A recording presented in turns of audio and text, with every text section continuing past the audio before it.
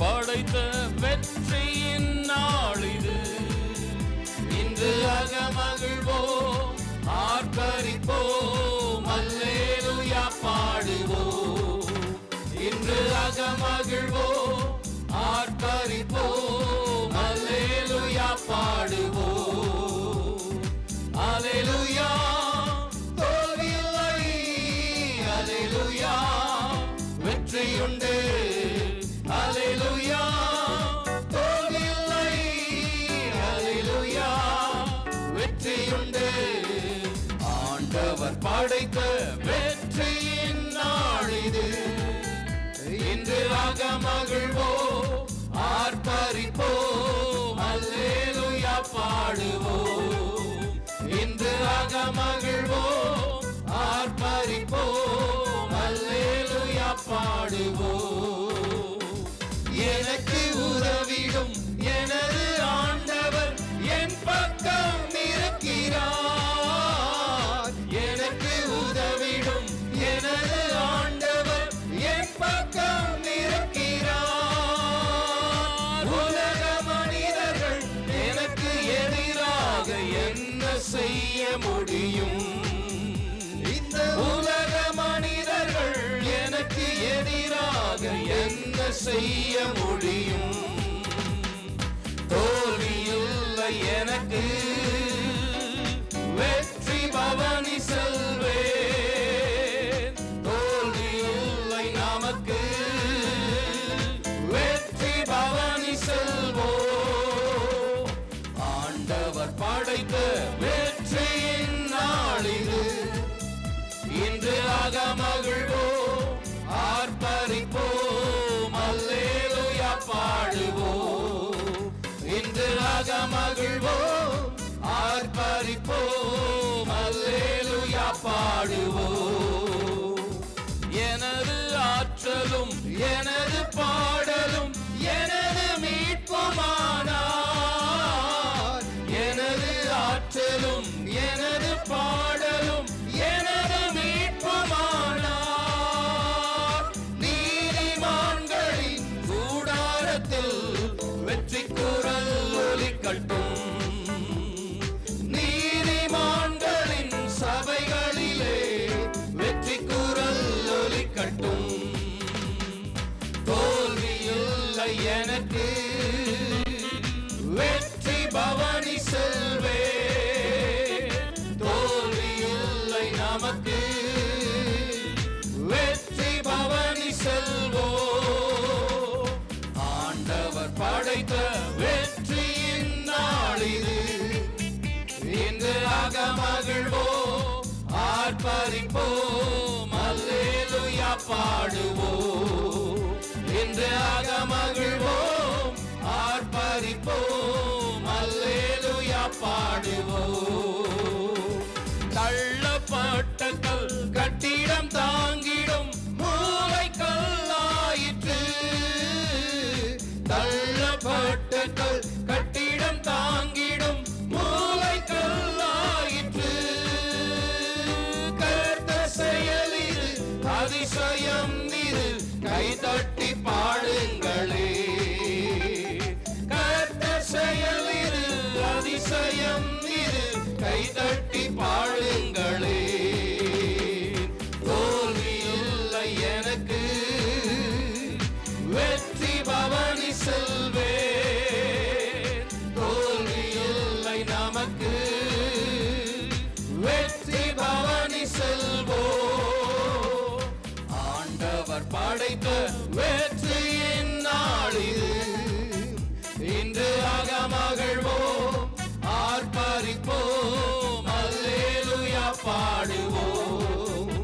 இன்று அகமகிழ்வோம், ஆர்ப்பரிப்போம், அல்லேலூயா பாடுவோம். என்றும் உள்ளது உமது பேரன்பு என்று பறைசாற்றுவேன். என்றும் உள்ளது உமது பேரன்பு என்று பறைசாற்றுவேன். துன்ப வேளையில் நோக்கி கூப்பிட்டேன், துணையாய் வந்தீரையா. துன்ப வேளையில்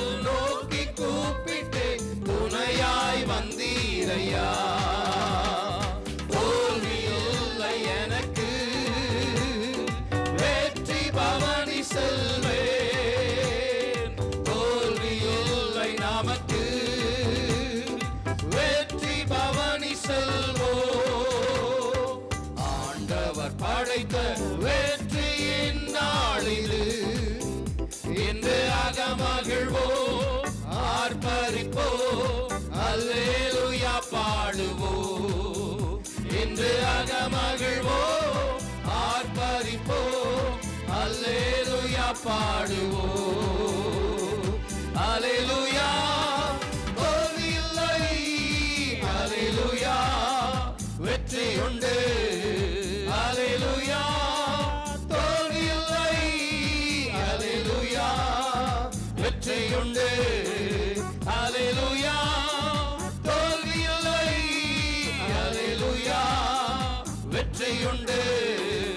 அல்லேலூயா தோல்வி இல்லை, அல்லேலூயா வெற்றி உண்டு.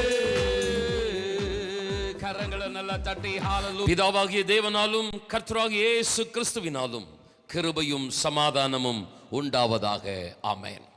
இந்த வருடம் தேவன் நமக்கு கொடுத்த வாக்குத்தத்தம், அவனை உறுதியான இடத்திலே ஆணியாக கடாவுவேன், அவன் தன் தகப்பன் வீட்டுக்கு மகிமையான சிங்காசனமாக இருப்பான். ஏசாயா புஸ்தகம் 22ஆம் அதிகாரம் 23ஆம் வசனம். இந்த வசனத்தை வைத்து நாம் கடந்த மாதம் ஜனவரி மாதம் 2 வாரங்கள் முதல் தேதியிலும் முதல் ஞாயிற்றுக்கிழமையிலும் நம்ம இந்த வசனத்தை அடிப்படையாக வைத்து நம் கர்த்தருடைய வார்த்தைகளை தியானித்தோம். கர்த்தருக்கு மகிமை உண்டாகட்டும். தேவன் கொடுத்த வாக்குத்தத்தத்தை தேவன் ஜனவரி மாதத்திலேயே நிறைவேற்ற ஆரம்பித்து விட்டார். அதுதான் நான் சொன்னேன், பல குடும்பங்களில் கர்த்தர் அற்புத சாட்சிகளை வச்சிருக்கிறார். அவர்கள் எல்லாருக்கும் சொல்றதுக்கு இப்போ டைம் இல்லை. வருகிற நாட்கள் அவர்கள் சாட்சிகளை சொல்லுவார்கள். ஒவ்வொரு குடும்பமாக ஃபோன் பண்ணி, பாஸ்டர் எங்களுக்கு கர்த்தர் இந்த அற்புதத்தை செய்திருக்கிறார் என்று சொன்ன பொழுது, அவனை உறுதியான இடத்துல ஆணியாக கடாவுவேன் என்கிற அந்த கொடுத்த வாக்குறுதியை ஆண்டவர் நிறைவேற்ற ஆரம்பித்து விட்டார் என்று கர்த்தருக்கு நான் நன்றி செலுத்தி கொண்டிருக்கிறேன். ஹல்லேலூயா.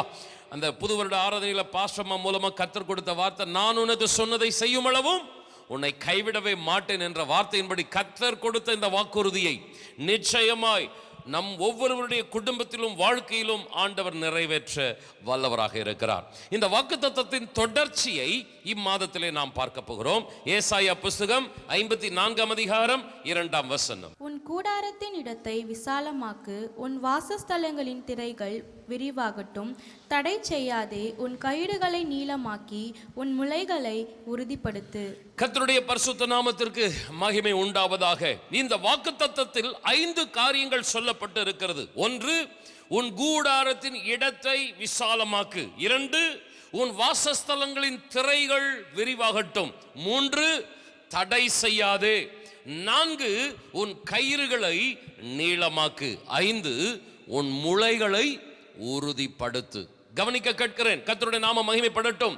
அன்பானவர்களை, இந்த வாக்குத்தத்த வசனத்தில் இந்த 5 குறிப்புகளை நான் இன்றைக்கு எடுக்க போகிறதில்லை. இந்த 5 குறிப்புகளில் கடைசி குறிப்பு, உன் முளைகளை உறுதிப்படுத்து. கர்த்தருக்கு ஸ்தோத்திரம். இந்த முளைகள் என்று சொல்லப்பட்டிருக்கிற அந்த வார்த்தை ஆங்கில வேதாகமத்தில் பார்க்கும் பொழுது ஸ்டேக்ஸ் என்ற வார்த்தை, அதாவது கூடார ஆணியை குறித்து சொல்லப்பட்டிருக்கிறது. கூடார ஆணி. ஆண்டவர் இந்த வருடம் என்ன வாக்குத்தத்தம் கொடுத்தார்? அவனை உறுதியான இடத்துல ஆணியாக கடாவுவே. கர்த்தருக்கு ஸ்தோத்திரம். அப்போ இந்த கூடார ஆணியை குறித்து நான் கொஞ்சம் தியானிக்க ஆரம்பித்தேன். கர்த்தருக்கு ஸ்தோத்திரம். ஆண்டவர் இந்த மாதத்தில் 54ஆம் அதிகாரம் 2ஆம் வசனத்தை வைத்து கர்த்தர் நடத்துகிறபடி நாம் கர்த்தருடைய வார்த்தைகளை தியானிக்கலாம். கர்த்தர் ஆசீர்வதிப்பாராக. ஒரு கூடாரத்தை அமைக்க வேண்டும் என்றால் முக்கியமாக 4 பொருட்கள் தேவை. 1, அந்த கூடாரத்திற்கு தேவையான துணி, பந்தல் அமைப்பு. 2வதாக அந்த துணியை பந்தலை இழுத்து கட்டுகிற ஒரு கயிறு. கர்த்தருக்கு ஸ்தோத்திரம். 3வதாக அந்த பந்தலை உயர்த்தி பிடிக்கிற கம்புகள், சவுக்கு மரங்கள்.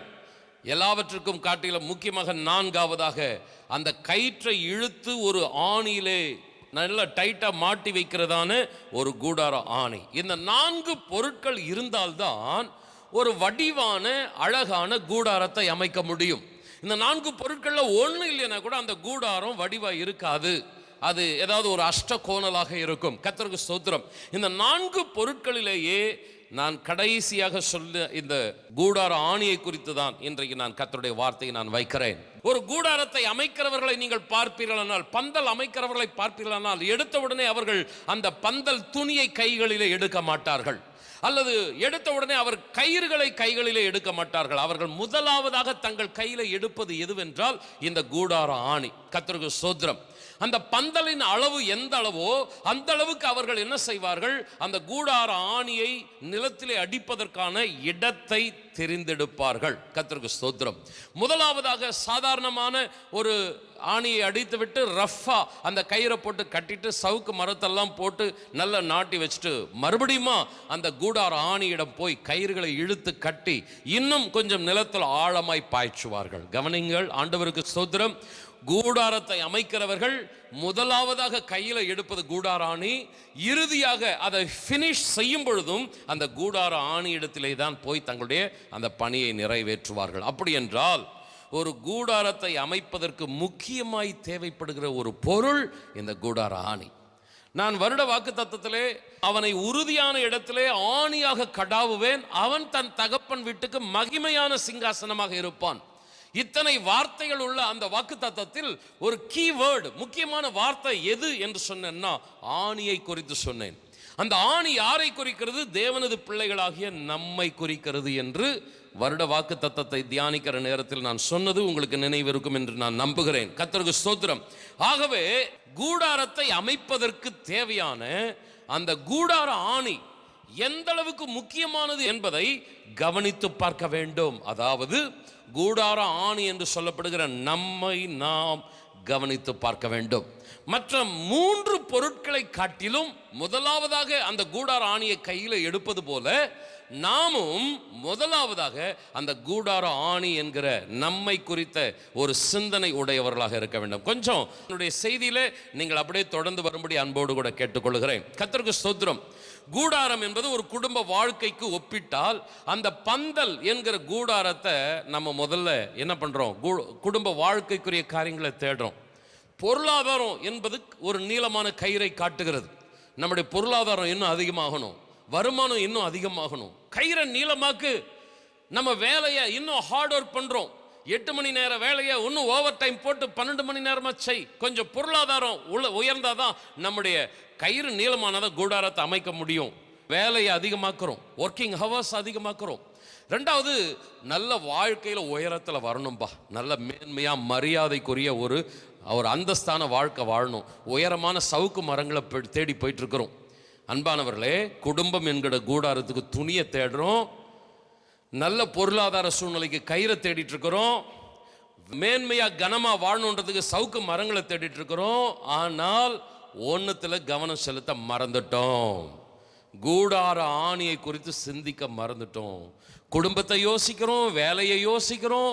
கர்த்தருக்கு ஸ்தோத்திரம். இன்னும் நல்ல நம்ம மேன்மையா இருக்கணும், படிக்கணும், அந்தஸ்தோடு இருக்கணும்னு யோசிக்கிறோம். ஆனா நம்மை குறித்து நாம் சிந்திக்கிறோமா?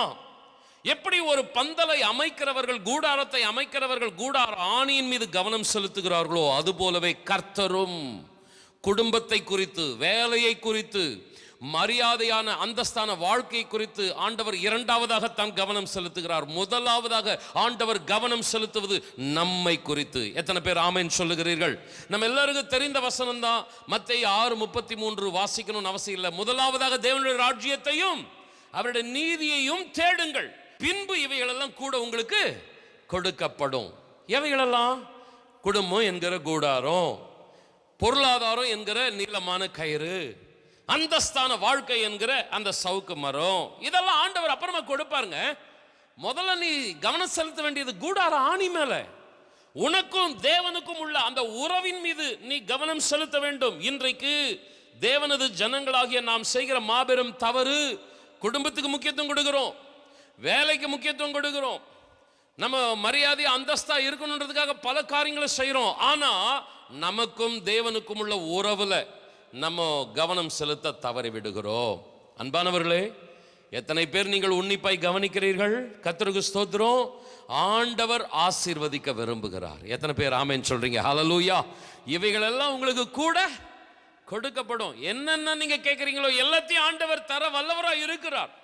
ஆனால் ஆண்டவர் எதிர்பார்ப்பது என்ன? முதலாவதாக தேவனுடைய ராஜ்யத்தை, அவருடைய நீதியை. அப்படின்னா என்ன அர்த்தம்? தேவனுக்கும் எனக்குமான உறவு கரெக்டா இருக்கா? என் பிள்ளை நல்லா இருக்கணும்னு நினைக்கிற என் அன்பு தாயே தகப்பனே, என் பிள்ளை கர்த்தருக்குள்ள இருக்கிறானா அப்படின்றத நீ கவனிக்கிறாயா?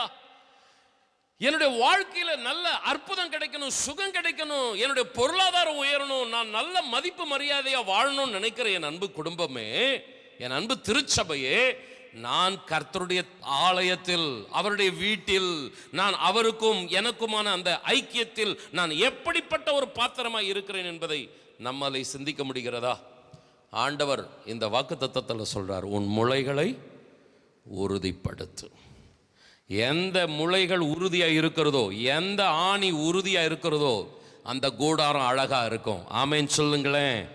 எந்த பாத்திரம், எந்த நபர், எந்த விசுவாசி கர்த்தருக்குள்ள ஒரு பத்திரமான பாத்திரமா இருக்கிறானோ அந்த குடும்பம் ஆசீர்வாதமா இருக்கும். 128ஆம் சங்கீதத்தில் சொல்லப்பட்டிருக்கிறது, கர்த்தருக்கு பயப்படுகிற மனுஷன் இவ்விதமாய். அன்பான சகோதரனே சகோதரியே, மனைவியை யோசிக்கிறோம், பிள்ளையை யோசிக்கிறோம், பிள்ளைகளின் பிள்ளைகளை யோசிக்கிறோம், ஆனால் ஃபர்ஸ்ட் வசனத்தை விட்டுறோம். கர்த்தருக்கு பயப்படுகிற மனுஷன். Praise the Lord. இந்த காலவெளியில் என் அன்பான தேவ பிள்ளையே, ஒன்றை இந்த வருடத்திலே இன்னும் ஆழமாய் கூர்மையாய் நீங்கள் கவனம் செலுத்த அன்போடு கூட கேட்டுக்கொள்ளுகிறேன். தேவன் ஆசீர்வதிப்பதற்கு ஆயத்தமாய் இருக்கிறார். இவைகள் எல்லாம் கூட கொடுக்கப்படும் என்பதற்கு, இந்த உலக பிரகாரமான நாம் எதிர்பார்த்து காத்திருக்கிறதான எல்லா நன்மைகளையும் ஆண்டவர் நாம் விரும்புவதற்கும் வேண்டுவதற்கும் அதிகமாய் கொடுப்பதற்கு வல்லவராக, ஆவலுள்ளவராக இருக்கிறார். ஆனால் அவர் எதிர்பார்ப்பது, என் மகன், என் மகள் எனக்குள், என் திருச்சபைக்குள், இந்த ஐக்கியத்திற்குள் எப்படிப்பட்ட பாத்திரமாய் இருக்கிறார்கள் என்பதுதான் முக்கியமானது. 1 தீமோத்தேயு 4ஆம் அதிகாரம் 8ஆம் வசனம். சரீர முயற்சி அற்ப பிரயோஜனம் உள்ளது, தேவ பக்தியானது இந்த ஜீவனுக்கும் இதற்கு பின்வரும் ஜீவனுக்கும் வாக்குத்தத்தம் உள்ளதாகையால் எல்லாவற்றிலும் பிரயோஜனம் உள்ளது. எவ்வளவு நீ ஹார்ட் எஃபோர்ட் எடுமா, சபையை விட்டுட்டு, ஜபத்தை குறைச்சிட்டு, பரிசுத்தத்தை நீ சிந்தையே இல்லாம எவ்வளோன்னா ஹார்ட் ஒர்க் பண்ணு, ஒரு நாள் வரும். பிரசங்கியை படிச்சு பாருங்க, புலம்புறாம் பிரசங்கி, மாய மாய எல்லாம் மாய, என் இருதயம் விருப்பம்னதை ஒன்றுத்தையும் நான் தள்ளலை, எல்லாத்தையும் நான் அனுபவிச்சேன், ஆனால் மாய, சஞ்சலம், வருத்தம்.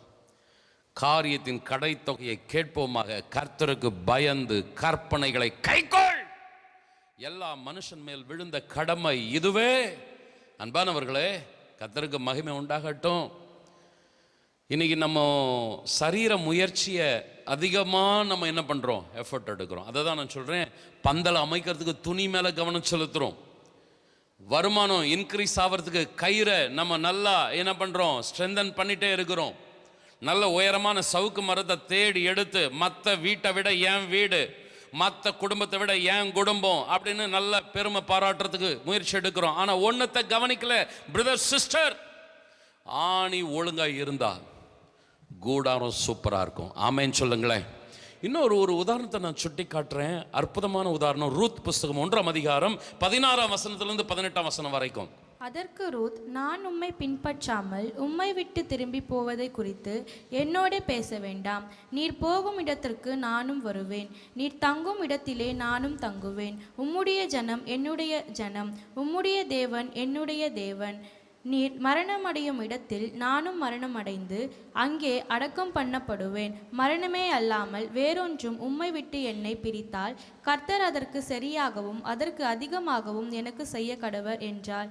அவள் தன்னோட கூட வர மனஉறுதியாய் இருக்கிறதை கண்டு அப்புறம் அதை குறித்து அவளோட ஒன்றும் பேசவில்லை. நான் இந்த 3 வசனங்களிலே சுட்டி காட்டுகிற ஒரு பகுதி, அவள் தன்னோட கூட வர மன உறுதியாய் இருக்கிறதை கண்டு, மன உறுதியாய் இருக்கிறதை கண்டு, அந்த முளைகளை எப்படி பண்ணணுமா? உறுதிப்படுத்தணுமா? அவனை உறுதியான இடத்துல ஆணியாக கடாவ கர்த்தர் வல்லவர். வாக்குத்தத்தம் கொடுத்தவர், அதை நிறைவேற்ற வல்லவும் நம்மை கைவிட மாட்டார். ஆனால் அந்த வாக்குத்தத்தத்தை நிறைவேற்றுவதற்கு அந்த ஆணி எப்படி இருக்கணும்னா, அது உறுதிப்படுத்தப்பட்ட ஆணியா இருக்கணும். உன் முளைகளை நீ உறுதிப்படுத்து, உன் கூடார ஆணியை உறுதியா நீ பாய்ச்சி வை. பிரதர் சிஸ்டர், யாரானாலும் நான் சொல்றேன், கர்த்தருக்கு ஸ்தோத்திரம். உன்னை குறித்து உனக்கும் தேவனுக்கும் இருக்கிற அந்த உறவை, ஐக்கியத்தை குறித்து நீ கவனம் செலுத்தி கொண்டே இரு. உனக்கு விரோதமாய் மலை போல சத்துரு பிரச்சனைகளை எழுப்பலாம். ஒரு நாள் வரும் உன் கூடாரம் மகிமையாய் எழும்பும். எத்தனை பேர் ஆமென் சொல்றீங்க? ஹல்லேலூயா. பாடல் ஆராதனையில பாடினது போல நீதிமான்களின் கூடாரத்தில் ரட்சிப்பின் கெம்பீர சத்தம் நிச்சயமா உண்டாயிருக்கும். கர்த்தருக்கு ஸ்தோத்திரம். இந்த ரூத்தை நீங்க பாருங்க, மன உறுதி. நகோமி சொல்றா, என் கூட வர்றதுனால உனக்கு எந்த பிரயோஜனமும் கிடையாதுமா, நீ திரும்பி மோவாப் தேசத்துக்கே போ, என் கூட வந்தேன்னா உனக்கு எந்த மகிழ்ச்சியும் இருக்காது, அதனால மோவாபுக்கே நீ திருப்பி போப்பா. மோவாப் எப்படிப்பட்ட தேசம்? விக்கிரக தேசம். மோவாப் எப்படிப்பட்ட தேசம்? அசுத்தமான பாவங்கள் நிறைந்த தேசம். ஆனால் ரூத் ஒரு தீர்மானம் எடுக்கிறாள், உம்முடைய தேவன் என்னுடைய தேவன், நீர் எங்க தங்குகிறீரோ அங்கே நான் தங்குவேன். உம்முடைய தேவனை விட்டு, உம்முடைய தேவனை ஆராதிப்பதை விட்டு நான் ஒருபொழுதும் பின்னிட்டு திரும்பவே மாட்டேன்.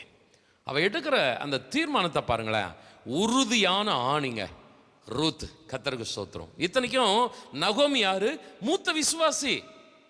ரூத் யாரு? இன்னும் ஞானசானம் எடுத்தால தெரியல, இப்பதான் கொஞ்சம் கர்த்தருக்குள்ள வளர்ற விசுவாசி. நிறைய டைம் மூத்த விசுவாசிங்க தப்பு பண்றீங்க, மாமியாருங்க தப்பு பண்றீங்க, அம்மாமாருங்க தப்பு பண்றீங்க. இளைய விசுவாசிகள் கர்த்தருக்குள் பலப்படுவதற்கு நீங்கள் உங்களை விட்டு கொடுக்க மாட்டேன் என்கிறீர்கள். ரூத்தை பார்த்து சொல்றா நகோமி, நீ திரும்பி போ. என்ன சொல்லி இருக்கணும்? நான் ஆராதிக்கிற தேவன் சர்வ வல்லமையுள்ள தேவன், அவர் மாறாவை மதுரமாய் மாற்றுகிறவர், அவரால் செய்யக்கூடாத அதிசயமான காரியம் ஒன்றுமில்லை. எத்தனை பேர் ஆமென் சொல்றீங்க? ஹல்லேலூயா. குடும்பத்துல கண்ணீரின் பாதை உங்க மகளோ உங்க மருமகளோ யாராலும் கலந்து போனா நீங்க சொல்ல வேண்டிய வார்த்தை, நீ சரியில்லை, இல்லை நான் சரியில்லை, நம்ம சபை சரியில்லை. இல்லை இல்லை, கர்த்தரால் கூடாத காரியம் ஒன்றும் இல்லை. ஆமென். ஆண்டவருக்கு மகிமை உண்டாகட்டும். ஆனால் மூத்த விசுவாசி நகோமி அவ தப்பா ஆலோசனை கொடுக்கிறா. புது விசுவாசி ரூத் மன உறுதியாக இருக்கிறாள். ஹல்லேலூயா. அவளுடைய மன உறுதியை கண்டு, கர்த்தருக்கு ஸ்தோத்திரம், தன்னை பலவீனப்படுத்தக்கூடிய வார்த்தைக்கு அவ இடம் கொடுக்கல. இதை குறித்து நீ மறுபடியும் என்கிட்ட எதையும் என்ன பண்ணாத, பேசாத. கர்த்தருக்கு ஸ்தோத்திரம். வார்த்தையை அப்படியே பிரேக் பண்றான். நீ போய் கோதுமையை பொறுக்கிட்டு வா சொல்லு, நான் பொறுக்கிட்டு வரேன். நீ அங்க தங்கு, அங்க தங்காத, எதை வேணும்னாலும் சொல்லு, நான் செய்றேன். ஆனா இதை விட்டுட்டு, கர்த்தருக்கும் எனக்கும் இருக்கிற உறவை விட்டுட்டு நீ போ அப்படின்னு சொன்னா அதுக்கு நான் இடம் கொடுக்கவே மாட்டேன். எத்தனை பேர் ஆமென் சொல்றீங்க? நிறைய பிரதர்ஸ் சிஸ்டர்ஸ் செய்கிற தப்பு நான் சொல்லி காட்டுறேன், கவனிங்க. இந்த வருஷம் உங்களை உறுதியான ஆணியா கட்டாவறதுக்கு, மகிமையான கூடாரமா நிறுத்தத்துக்கு கர்த்தர் வல்லவராக இருக்கிறார். சத்தமா ஆமென் சொல்லுங்க. ஆனா ஒரு தீர்மானம் எடுத்துட்டீங்கன்னா உங்களுக்கும் தேவனுக்கும் நடுவில் ஒருத்தரும் வரக்கூடாது. ஈவன் கர்த்தருக்கு ஸ்தோத்திரம், ரட்சிக்கப்பட்ட கணவனோ ரட்சிக்கப்பட்ட மனைவியோ ரட்சிக்கப்பட்ட பெற்றோரோ உறுதியா நில்லுங்க. நான் கர்த்தரிடத்தில் இந்த பொருத்தனையை பண்ணிட்டேன், என் மனதை நான் மாற்ற மாட்டேன். எத்தனை பேர் ஆமென் சொல்றீங்க? கொஞ்சம் ஆமென் சொல்லுங்களேன். பொண்டாட்டி சொல்றா, புருஷன் சொல்றான், அம்மா அப்பா சொல்றான்னு தீர்மானத்தை மாத்தாதீங்க. நகோமி சொல்றதுனால ரூத் தன்னுடைய தீர்மானத்தை மாத்திக்கவே இல்லை. கர்த்தருக்கு ஸ்தோத்திரம். எனக்கும் கர்த்தருக்கும் உள்ள உறவுக்குள்ள நீ தலையிடாத, இது குறித்து நீ மறுபடியும் பேசாத, சண்டை போடாதீங்க. அதுக்காக பாஸ் சொல்லிட்டார், அவ்வளவுதான். ஏற்கனவே குடும்பத்தில் மதிப்பு மரியாதை கம்மி. பாஸ்டர் நீங்க என்ன பாஸ்டர், ஏற்கனவே மருமக என்ன மதிக்க மாட்டேன்றா, பிள்ளைங்க சொல்ல பேச்சு கேட்கறது கிடையாது, நீங்க வேற. அது உங்க குடும்ப காரியங்களில் நீங்க எப்படி பண்றீங்களோ, கர்த்தருக்கும் அவர்களுக்கும் இருக்கிற உறவுல நீங்க கூட தலையிடாதீங்க. எத்தனை பேர் ஆமென் சொல்றீங்க? பிள்ளைங்க கர்த்தருக்கு நான் கொடுக்கணும்னு முற்படுறாங்களா, பிரேக் பண்ணாதீங்க. ஆண்டவருக்கு நான் என்னுடைய பிரயாசத்தின் பலனை கொடுக்க போறேன். இல்லை கொடுக்காத, வீட்டில் நிறைய செலவு இருக்குது, தடுத்து வைக்கிறீங்களா, கூடாரம் பெருசாக எழும்பாதும்மா, எழும்பாது. நான் ஆணித்தரமாக சொல்கிறேன், கர்த்தருக்கு ஸ்தோத்திரம். கர்த்தரை சேவிக்கணும்னு நான் முடிவு எடுத்துட்டேன். அம்மா ஓன்னு அழுதாங்க, அண்ணனுங்கெல்லாம் எலுமிச்சை விறகை தூக்கின்னு வந்து அடித்து பார்த்தாங்க, ஒன்று கண்ணீரில் திருத்த பார்த்தாங்க, இன்னொன்று அடி உதையில திருத்த பார்த்தாங்க. ஆனால் எனக்கும் கர்த்தருக்கும், ஹல்லேலூயா, எடுத்த முடிவில் பின்வாங்கவே இல்லை. கொஞ்சம் கஷ்டப்பட்டங்க, ஆனால் இந்த கூடாரத்தை கர்த்தர் திருப்பி நிமித்திட்டார். ஹல்லேலூயா. எந்த ஆணி உறுதியாக இருக்குதோ அந்த கூடாரம் எழும்பும். கர்த்தர் எழுப்ப வல்லவர். ரூத் என்கிற கூடாரம் மகிமையா எழும்பி நின்றது. எத்தனை பேர் ஆமென் சொல்றீங்க? அந்த கூடாரம் கிழிஞ்சு போயிடுச்சு. அந்த துணி எல்லாம் அப்படியே கந்தலா போயிடுச்சு. அந்த கயிறெல்லாம் பழுதா போயிடுச்சு. அந்த மரங்கள் எல்லாம் உடைந்து விட்டது. ஆனால் கர்த்தர் அந்த ஆணியை உறுதியா இருக்க பார்த்தார். எந்த ஆணி உறுதியா இருக்கிறதோ அந்த கூடாரம் விசாலமாகும், அந்த கயிறு நீளமாகும், அந்த கூடாரம் மகிமையாய் கம்பீரமாய் எழும்பி நிற்கும். கரங்களை தட்டி இயேசுவின் நாமத்தினால இந்த திருச்சபையில ஒவ்வொரு ஆணிகளும் ஆண்டவரே உறுதியான ஆணியாக காண்டாவப்படட்டும். அப்பா நீர் நிறை நிறுத்துவீராக. சத்தம் ஆமென் சொல்லுங்களேன். பிரதர் சிஸ்டர், யாருக்காகவும் மாத்திக்காதீங்க. இவங்களுக்கு பிடிக்கல, அதனால நான் என்னை மாத்திக்கிறேன். சர்ச்சை குறைக்கிறீங்க. ஃப்ரெண்ட்ஸு கேலி பண்ணுறாங்க. சிலரை பார்த்து நான் கேட்பேன், ஏங்க சர்ச்சுக்கு வரல? இல்லை, என் ஃப்ரெண்ட்ஸ் எல்லாம் இங்கே உக்காண்ட்ருக்குறாங்க, வந்தாவே கேலி பண்ணுறாங்க. அதனால் இந்த ஊரில் இருக்கிற சபைக்கு போல வேறு ஊருக்கு போகிறேன். சாத்தான் உனக்கு வேறு எங்கேயும் செக் வைக்க மாட்டானா? இந்த ஊரில் மட்டும்தான் சாத்தான் இருக்கிறானா? எதிர்த்துனல். ஹல்லேலூயா. எனக்கும் என் தேவனுக்கு நடுவில் யார் வந்தாலும் அதில் நான் இடம் கொடுக்க மாட்டேன். ஆமென் சொல்லுங்களேன் சத்தமா. நில்லுமா உறுதியா, ஆண்டவர் உன்னை நிற்க வைப்பார். ஆமென் சொல்லுங்களேன். யோபு தன் பரிசுத்தத்தில் உத்தமத்தில் உறுதியாக இருக்கிறான். ஆனால் அவனுக்கு இடறல் உண்டாகணும், அவன் பின்மாற்றம் அடையணும். அவனை போட்டு நெருக்கிறான் சாத்தான். யாரை பயன்படுத்துகிறான்? பொண்டாட்டியை பயன்படுத்துகிறான். தேவனை தூஷி வாழ்கிறான் உத்தம வாழ்க்கை. இவருக்கு பிரசங்க கேட்குது, இவருக்கு பாட்டு கேட்குதுன்னு என்னென்ன சொல்லியிருப்பா. தோத்துறோம். நண்பர்கள் வந்தார்கள், நண்பர்கள் தூஷித்து திரிந்தார்கள். என்னென்ன பேசினாங்க தெரியுங்களா? பயங்கரமாக பேசினாங்க. ஆனால் யோபு சொல்கிறான், என் ஆவி பிரியும் மட்டும் என் உத்தமத்தை என்னை விட்டு விலக்கவே மாட்டேன். ஹல்லேலூயா. சில நேரம் குடும்பம் புரிஞ்சிக்காதுமா, சில நேரம் சமுதாயம் புரிஞ்சிக்காது. ஆனால் உன்னை புரிந்தவர் கர்த்தர் இருக்கிறார். கர்த்தருக்கு முன்னாடி ரொம்ப ஸ்ட்ராங்கா நீ நில்லு. ஹல்லேலூயா. ஆண்டவரே, நான் மரித்தே போனாலும் பரவாயில்லப்பா, என்கிட்ட இருக்கிற அந்த உத்தமம், என்கிட்ட இருக்கிற பரிசுத்தம், என்கிட்ட இருக்கிற அந்த அபிஷேகம் என்னை விட்டு போகவே கூடாது. கரங்களை நல்லா தட்டி ஆவியில நிறைந்து இயேசுவின் நாமத்தினால யார் என்ன சொன்னாலும் எனக்கும் உமக்கும் உள்ள உறவை நான் விட்டு கொடுக்கவே மாட்டேன் ஆண்டவரே. எத்தனை பேர் ஆமென் சொல்றீங்க? யோபு கூடாரம் எப்படிமா ஆச்சு? சோத்திரம். அழகாந்த கூடாரம் கிழிஞ்சு போச்சுங்க. அந்த துணியை மறுபடியும் தைக்கவே முடியாத அளவுக்கு கிழிஞ்சு போச்சு. கயிறெல்லாம் நஞ்சு போச்சு. சவுக்கே இல்லை, எல்லாத்தையும் எடுத்து நெருப்பு சாம்பலாவே ஆகிப்போச்சு. ஆனால் தேவன் வல்லமை உள்ளவார். தேவரீர் நீர் சகலத்தையும் செய்ய வல்லவார். நீர் செய்ய நினைத்தது ஒன்றும் தடைபடாது. சொல்லிட்டே போலாம் இன்னும் நிறைய. ரூத் என்கிற ஆணி உறுதியாக இருந்தது. யோபு என்கிற ஆணி உறுதியாக இருந்துச்சு. கூடாரத்தில் சாத்தான் நிறைய விளையாடிட்டான், நிறைய வேதனையை கொண்டு வந்துட்டான். ஆனால் உத்தமத்தை விடலை, விசுவாசத்தை விடலை, சபை கூடி வருதுல விடலை, ஆண்டவருக்கும் தனக்குள்ள உறவு கெட்டு போக இடம் கொடுக்கல. நடந்தது என்ன? மறுபடியும் கூடாரம் எழும்பி நின்றுச்சு. எத்தனை பேர் ஆமென் சொல்றீங்க? ஏசாயா புஸ்தகம் 26:3. உம்மை உறுதியாய் பற்றி கொண்ட மனதை உடையவன் உம்மையை நம்பியிருக்கிறபடியால் நீர் அவனை பூரண சமாதானத்துடன் காத்துக்கொள்வீர். என்னை தேவனுக்குள் அதிகமாய் ஆழமாய் ஊன்ற பாய்ச்சின கட்டி எழுப்பின வசனம் இது. உம்மை உறுதியாய் பற்றி கொண்ட மனதை உடையவன் உம்மையே நம்பி இருக்கிறபடினால் நீர் அவனை பூரண சமாதானத்தோடு காத்துக்கொள்வீர். சகோதரனை சகோதரியே, உன்னுடைய மூளைகளை உறுதிப்படுத்து. யார் என்ன சொல்கிறாங்கன்றதுக்காக உன் நம்பிக்கையை, விசுவாசத்தை, பரிசுத்தத்தை, அர்ப்பணிப்பை குறைச்சிடாத. சத்துரு தந்திரமாக உனக்கு விரோதமாக போராடலாம். நீ விழுந்து போகும்படி மனுஷன் உன்னை கீழே தள்ளலாம். ஆனால் நீ கர்த்தருக்குள்ள நல்ல ஸ்ட்ராங்காக இரு. ஒருவேளை நீ இந்த வருஷம் இந்த பிப்ரவரி மாதத்தில் ஒருவேளை தடுமாற்றத்தில் இருந்திருக்கலாம். கர்த்தர் சொல்லுகிறார், நான் மகிமையான கூடாரமாய், கம்பீரமான கூடாரமாய் நான் நிலை நிறுத்துவேன். சத்தமாமேன் சொல்ல கேட்கிறேன். ஆனால் அந்த துணியில் கவனம் செலுத்தாதீங்க, அந்த கயிறில் கவனம் செலுத்தாதீங்க, அந்த கம்பில் கவனம் செலுத்திட்டு இருக்காதீங்க. அது ரொம்ப முக்கியம். அது செகண்டரியாக வைங்க. ஃபஸ்ட்டு நீங்கள் கவனம் செலுத்த வேண்டியது எனக்கும் தேவனுக்கும். எத்தனை பேர் ஆமேன்னு சொல்கிறீங்க?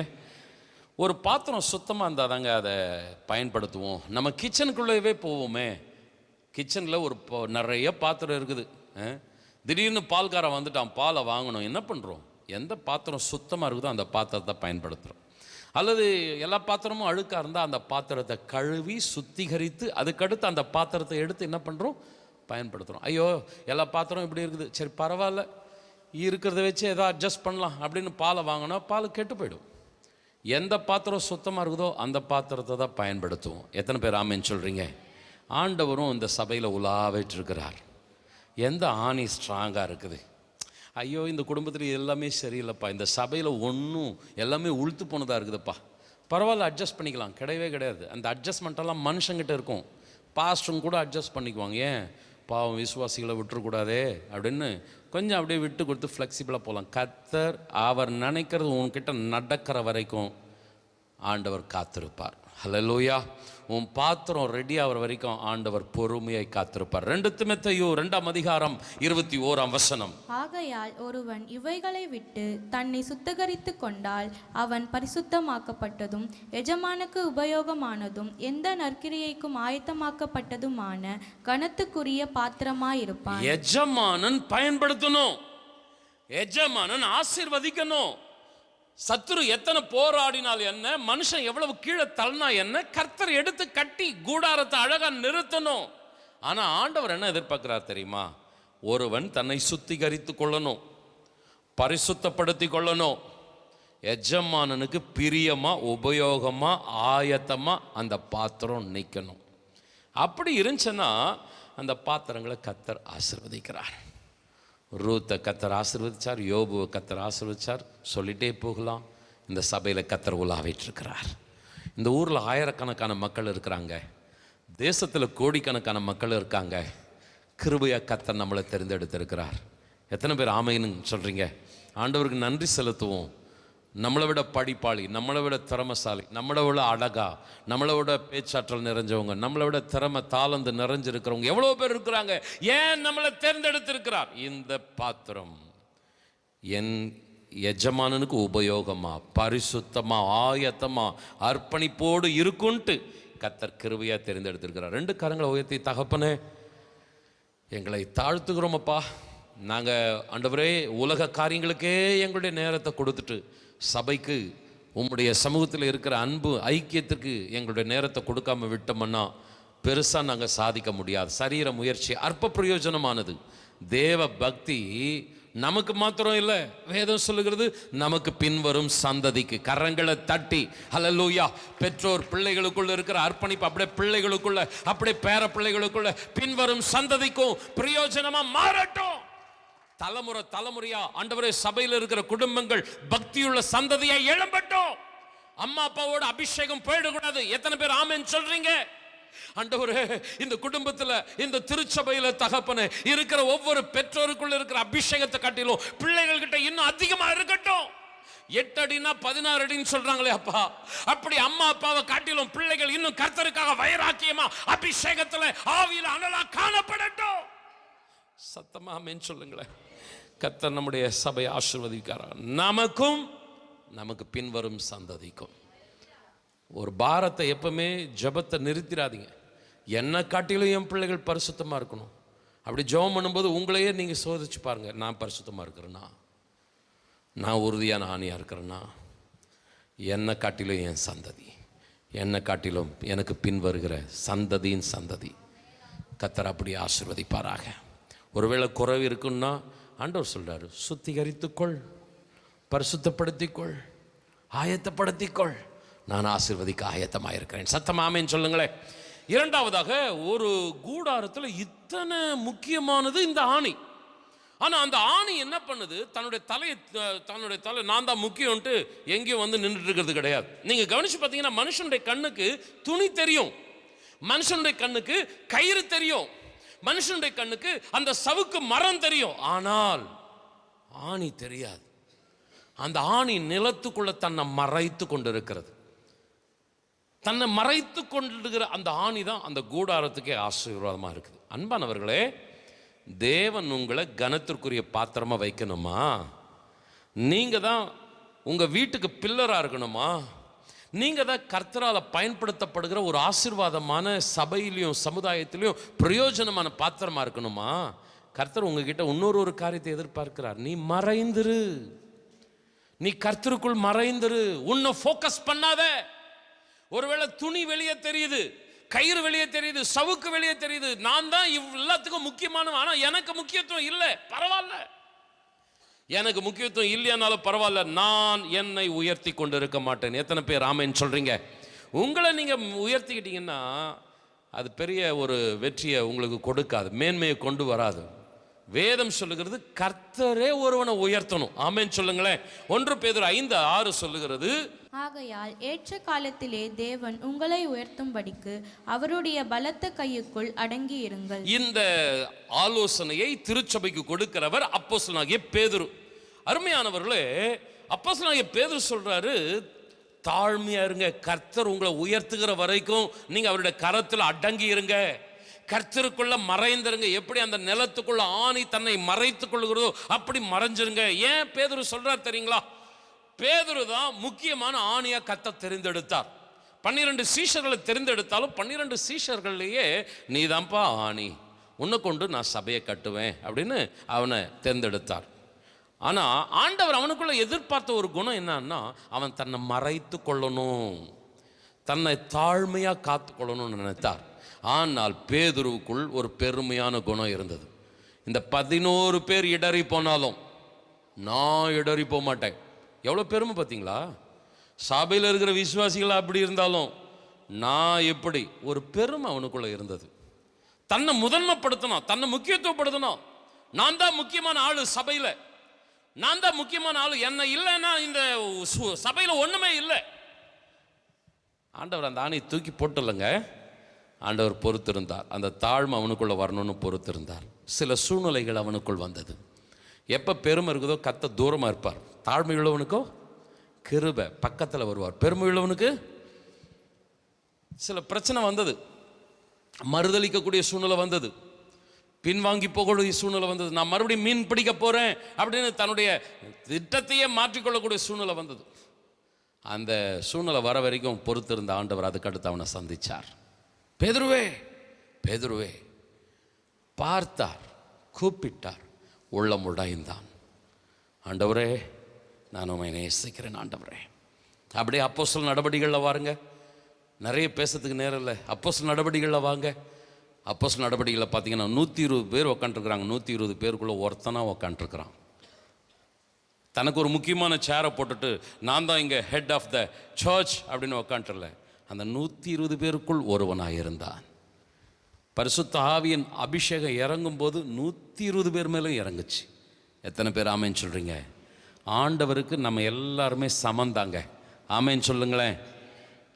இந்த குடும்பத்தை விட நான் சூப்பர், இந்த சிஸ்டர்ஸை விட நான் தான் டாப் நினச்சிங்கன்னா, பேதுருவுக்கு சில பாடத்தை கற்றுக் கொடுத்தவர் உங்களுக்கும் கற்றுக் கொடுப்பார். ஆமேன்னு சொல்லுங்களேன். ஏன்னா அந்த பெருமை தேவனுக்கு பிடிக்காத ஒன்று. ஜனத்தோட ஜனமாக இரு பிரதர் சிஸ்டர். உன்னை தனியாக பிரித்து அப்படியே கொஞ்சம் அப்படி காட்டாத, ஜனத்தோட ஜனமாக இரு. ஆமென் சொல்லுங்களேன். அவர்களில் நீயும் ஒருவன் என்கிற, ஒருத்தி என்கிற அந்த அர்ப்பணிப்பில் இருப்பீங்கன்னா ஆண்டவர் நிச்சயமா ஒரு ஆசீர்வாதமான பாத்திரமா பயன்படுத்துவார். பேதுரு சொல்றான், ஏற்ற காலத்தில் தேவன் உயர்த்துகிற வரைக்கும் அவருடைய பலத்த கரத்துக்குள் அடங்கியிரு. ஆமென். அந்த நிலத்துக்குள்ள அந்த கூடார ஆணி புதஞ்சிருக்கிறது போல சபையில் நீ புதஞ்சிரு கர்த்தருக்குள்ள. ஆராதனை நேரத்தில் சொன்ன, என்னிலும் பலத்தவராக இருந்து நீர் என்னை மேற்கொள்ளுவீராக. ஆண்டவர் என்னை பார்க்கும்போது என்ன தெரியக்கூடாது, உம்மை தெரியணும். ஹல்லேலூயா. பவுல் அப்போஸ்தலன் அதுதான் திருச்சபைக்கு எழுதுகிறான், உங்களை பார்க்கிறவர்கள் கிறிஸ்துவை பார்க்க வேண்டும். உங்க சாயலை பார்க்க கூடாது, உங்களுக்குள்ள கிறிஸ்துவின் சாயலை பார்க்கணும். சத்தமாமென் சொல்லுங்களேன். அதுதான் கர்த்தருக்குள் தன்னை மறைத்துக் கொள்வது. எந்த ஆணியை கர்த்தர் உறுதியாக நிலைப்படுத்துவார், அவனை உறுதியான இடத்துல ஆணியாக கட்டாவுவேன். எந்த ஆணியை உறுதியான இடத்துல நிலையாக கட்டாவுவார்? தன்னை தாழ்த்துகிற, தன்னை மறைத்துக் கொள்ளுகிற அருமையான சகோதரர் டாக்டர் ஜேக்கப் ஜெயக்குமார். கடந்த வாரம் அவரை நம்ம அழைச்சிருந்தோம். ஜனவரி மாதம் ஒரு சண்டே கூப்பிடலாம், ஒரு வாக்குத்தத்த செய்தி, ஒரு ஆசீர்வாத செய்தி கொடுப்பார்னு பார்த்தா அவர் என்ன பண்ணார்? தேவனிடத்தில் சேருப்பா, மனம் திரும்பு, பாவத்திலிருந்து மனம் திரும்பு, பெருமையிலிருந்து மனம் திரும்பு, கீழ்ப்படுதலுக்குள் வா, கோபம் எரிச்சலை விட்டு ஆண்டவர் பக்கமாக திரும்பு. ஏன்னா ஒரு செய்தி பாருங்களேன், ஆண்டவர் நமக்கு ஏற்ற செய்தியை கொடுத்துட்டு போனார். ஹல்லேலூயா. அன்பானவர்களே, நான் 3வது குறிப்புக்கு போகிறதுக்கு முன்னாடி ஒன்று சொல்கிறேன். உன்னை மறைத்துக்கொள், ஃபோக்கஸ் பண்ணாதீங்க. கர்த்தர் உங்களை ஃபோக்கஸ் பண்ணுவார். ஆமென் சொல்லுங்களேன். அவர் உங்களை உயர்த்துகிற வரைக்கும், அதுதான் பேதுரு சொல்கிறார், அவருடைய கரத்தில் அடங்கிற. ஆமென். ஆண்டவர் எப்படி அந்த கூடார ஆணி மறைந்து கிறிஸ்துவுக்குள் தன்னை நிலத்துக்குள் மறைத்துக் கொள்கிறது, அதுபோல நம்மையும் கிறிஸ்துவுக்குள் தாழ்மைப்படுத்திக் கொள்வோம். நமக்குள் ஒரு அர்ப்பணிப்பு உண்டாகட்டும். நீர் பெருகட்டும், நான் சிறுகட்டும். ஆமென் சொல்லுங்களேன். கடைசியாக நான் சொல்லி முடிக்கிறேன். தேவன் ஒரு கூடார ஆணியை பயன்படுத்தி தான் மாபெரும் வெற்றியை தேவனது ஜனங்களுக்கு கொடுத்தார். நியாயாதிபதிகளின் புஸ்தகம் 4ஆம் அதிகாரம் 21ஆம் வசனம். பின்பு ஏபேரின் மனைவியாகிய யாகேல் ஒரு கூடார ஆணியை எடுத்து தன் கையிலே சுத்தியை பிடித்து கொண்டு மெல்ல அவன் அண்டையில் வந்து அவன் நெற்றியிலே அந்த ஆணியை அடித்து போட்டாள். அது உருவி போய் தரையிலே புதைந்தது. அப்பொழுது ஆயாசமாய் தூங்கின அவன் செத்து போனான். இஸ்ரவேல் ஜனங்கள் கானானியரினால் மிகவும் அதிகமாய் பாதிக்கப்பட்டார்கள். கானானிய ராஜா இஸ்ரவேல் ஜனங்களை அடிமைப்படுத்தி இருந்தார். 900 இருப்பு ரதங்கள் கானானியரிடத்தில் காணப்பட்டது. தேவ ஜனங்கள் அடிமைத்தனத்தில் கலங்கி முறையிட்டுக் கொண்டிருந்தார்கள். கர்த்தர் ஒரு நியாயாதிபதி எழுப்பினார். தெபோராள் எழும்பி தேசத்தை நியாயம் விசாரித்தாள். அவள் ஒரு திட்டமிட்டால், கானானியருக்கு விரோதமாய் நாம் யுத்தம் செய்து ஒரு விடுதலையை நாம் பெற்றுக்கொள்வோம். வருகிறார்கள். கானானிய ராஜா சிசேரா என்கிற தளபதி அனுப்புகிறான். விடிவா சொல்ல நேரில் சிசேரா வருகிறான், முற்றுகை எடுக்கிறான். ஆனால் தேவ ஜனங்களுக்கு தேவன் வெற்றியை தருகிறார். ஒரு மாபெரும் வெற்றி கொண்டாட்டம் தேசத்தில் உண்டாகிறது. எப்படி உண்டானது? ஒரு சாதாரண கூடார ஆணி. கர்த்தருக்கு ஸ்தோத்திரம். இந்த கூடார ஆணி இதுக்கு முன்னாடி எங்கப்பா இருந்துச்சு? யாக்கேல் என்பவருடைய வீட்டுக்குள்ள ஒரு ஓரத்தில் சும்மா இருந்ததுங்க. ஒரு ஓரத்தில் அந்த கூடார ஆணி இருந்தது. அந்த கூடாரத்தை அமைப்பதற்காகவோ அல்லது வேறு ஏதாவது ஒரு காரியத்திற்காகவோ, சுவற்றில் அடிப்பதற்காகவோ, கூடாரத்தை அமைப்பதற்காகவோ அந்த ஆணி காணப்பட்டது. அந்த ஆணி பயனற்று பிரயோஜனம் இல்லாமல் ஒரு இடத்துல இருந்தது. ஆனால் யுத்த நேரத்தில் சரியாக அந்த ஆணி பயன்பாட்டில் வந்தது. இங்கே நான் ஒரு கருத்தை சொல்ல விருப்பப்படுகிறேன்.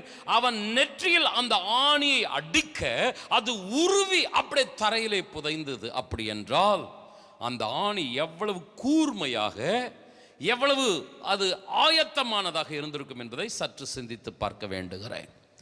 பயன்படுத்தப்படாத ஒரு பொருள் சீக்கிரமாய் துருப்பிடிக்கும். நம்முடைய வீட்டிலே பயன்படுத்தப்படாத பொருட்களை பார்த்தீங்கன்னா அது அப்படியே துருப்பிடிச்சு ஒன்றுத்துக்கு யூஸ் இல்லாமல் இருக்கும். ஆனால் இந்த ஆணி எப்பவுமே திடீர்னு ஒரு பயன்பாட்டுக்கு தேவைன்னு ஆயத்தமாக இருந்தது. அது ஒரு ஓரமாக தான் இருந்தது, ஆனால் அது ரெடியாக இருந்தது. எனக்கு ஒரு நேரம் வரும், என்னை கர்த்தர் உயர்த்துகிற காலம் வரும், அது வரைக்கும் நான் அவருடைய கரத்தில் அடங்கி இருப்பேன் என்று அந்த ஆணி தன்னை கர்த்தருக்குள் பலப்படுத்தி கொண்டு, தன்னை கூர்மையாக்கி கொண்டு ஆயத்தமாகவே இருந்தது. ஆண்டவர் அந்த ஆணி எடுத்து கூடாரத்தை அடிக்கிறதுக்கு பயன்படுத்தல, சில பொருட்களை தூக்கி மாற்றத்துக்கு சுவத்தில் அடிக்க பயன்படுத்தல. இஸ்ரவேல் ஜனத்துக்கே ஒரு விடுதலை. ஹல்லேலூயா. சாத்தான் படு தோல்வி அடைய, தேவ ஜனங்கள் மாபெரும் வெற்றி ஆர்ப்பரிப்பு உண்டாக கர்த்தர் அந்த கூடார ஆணியை பயன்படுத்தினார். எத்தனை பேர் ஆமேன் சொல்றீங்க? எத்தனை பேர் ஆமேன் சொல்றீங்க?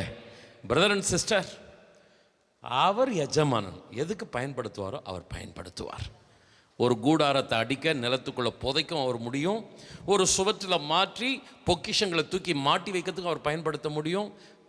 எதிரிய கலங்க பண்ண, அவனை வீழ்த்த, அவனை கொன்று போட அந்த கூடார ஆணியை கர்த்தரால பயன்படுத்த முடியும். கண்களை மூடி கரங்களை உயர்த்தி, ஆண்டவரே இந்த கால வேளையில் அப்பா, ஆண்டவரே அப்பா, நாங்கள் எங்களை ஒரு கூடார ஆணியாக எங்களை அர்ப்பணிக்கிறோம். ஆண்டவரே கொஞ்சம் முழங்கார் படிட்டு ஆண்டவரிடத்தில் நம்ம அர்ப்பணிப்போமா? ஹல்லேலூயா. உமக்கு ஸ்தோத்திரம் ஆண்டவரே, உமக்கு ஸ்தோத்திரம் ஆண்டவரே, உமக்கு ஸ்தோத்திரம் ஆண்டவரே. எங்களோடு கூட உம்முடைய பிரசன்னம் இந்த புதிய மாதத்தில் அதிகமாய் வெளிப்படுவதாக ஆண்டவரே. எங்களை பலப்படுத்தும் ஆண்டவரே.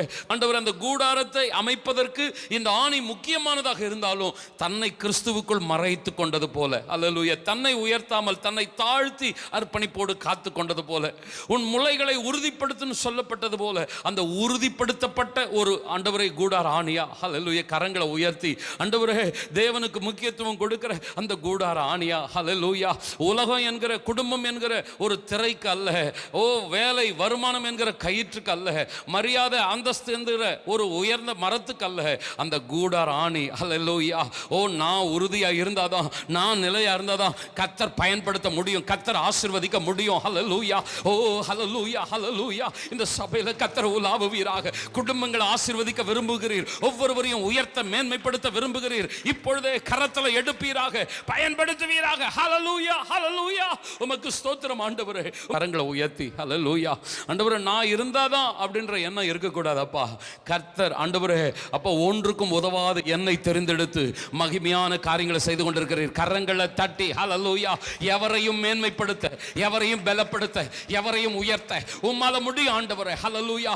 அப்பா ஆண்டவரே, பேதுருவுக்குள் இருந்த பெருமை மாறி தாழ்மை வருவதற்கு பல பாடங்களை கற்றுக் கொடுத்த தேவன். ஒருவேளை சபையில யாராவது பெருமையா இருந்தா ஆண்டவரே கர்த்தாவே நடத்துவீராக, கற்றுக் கொடுப்பீராக.